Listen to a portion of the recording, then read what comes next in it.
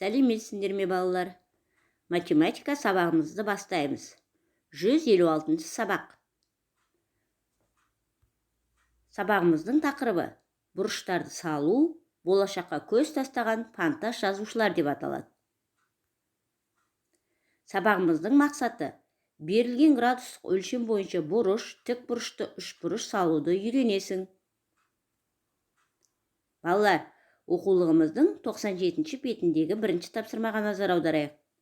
Өрнектердің мәнін есепте. Барлық мәннің қосындысын тап.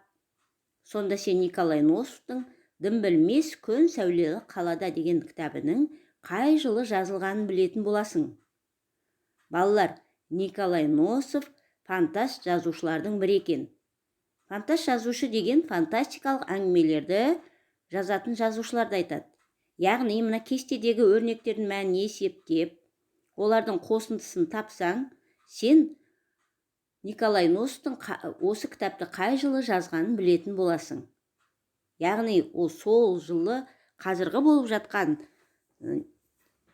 мәліметтерді ол сол кезде ойлап тапқан екен. Жақсы балалар, тапсырманы орындаймыз. Екінші тапсырмаға қарайық.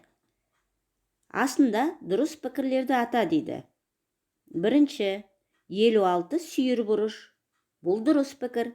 Себебі сүйір бұрыштар 90 градустан кем болады. 94 тік бұрыш. Бұл дұрыс емес пікір. Себебі тік бұрыштар тек 90 градус қана болады. 138 градус доғал бұрыш. Бұл дұрыс. Себебі доғал бұрыштар 90 градустан үлкен, 180 градустан кем болады. 110 градус сүйір бұрыш. Бұл дұрыс емес. Себебі сүйір бұрыштар 90 градустан кем болу керек дегенбіз. 90 градус тік бұрыш.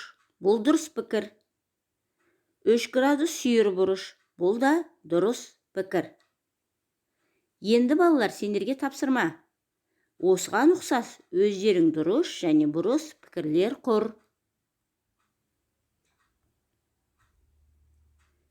Балалар, біз бүгін бұрыш салу алгоритмімен танысамыз.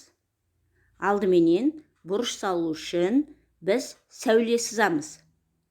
Енді транспортердің ортасын сәуленің басына дәл келтіреміз. Сәуле транспортер шкаласындағы санақтың басталған жері 0 арқылы өтетіндей болсын. Мына А суреттегідей. Енді қажетті қатардан бұрыштың градустық өлшемінің керекті мәнін тауып, параққа нүкте қоямыз. Ә суретке қарайық. Мысалы, бізге 70 градустық бұрыш керек болса, біз 70 дегенді тауып, сол жерге нүкте қоямыз. Белгіленген нүктемен сәуленің басталған жерін қосамыз. Яғни, жаңағы нүктемізбен Оға апарып қосамыз. Шыққан бұрышты АОК деп белгілейміз. Сонда АОК бұрышы 70 градусқа тең. Жарайсыңдар балалар, бұрыш салуды үйренсек, енді үшінші тапсырмаға қарайық. Бұрыштарды сыз, берілген бұрыштардан 10 градус үлкен бұрыштар сыз дейді. Яғни бізге 45 градустық өлшеммен КОМ бұрышы берілген, 95 градустық өлшеммен МАК бұрышы берілген, 105 градустық өлшеммен ЛОР бұрышы берілген. Мына үлгіге қарап отырып, мысалы КОМ бұрышы 45 градус өлшеп, осындай бұрыш сызасыңдар. Қалған бұрыштарды сызасыңдар, одан кейін 10 градус үлкен бұрыштар сызасыңдар. Балалар, біз бүгін тағыда тік бұрышты үшбұрыш салу алгоритмімен танысамыз. Оны қалай сызамыз? Алдымен тік бұрыш сызып аламыз. Бұрыштардың қабырғасынан үшбұрыштың қабырғаларының өлшемдеріне сәйкес келетін нүктелерді белгілейміз.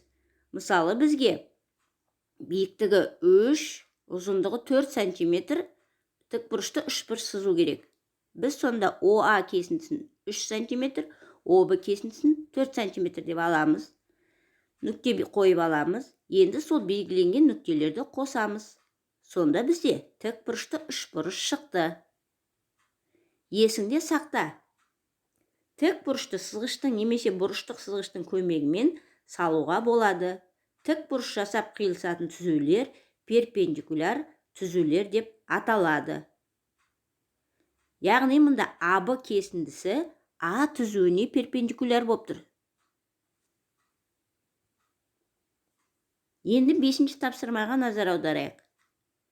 Тік бұрышқа іргелес жатқан қабырғаларының ұзындығы 6 см және 8 см, 5 см және 7 см болатын тік бұрышты үшбұрышсыз олардың ауданын тап дейді.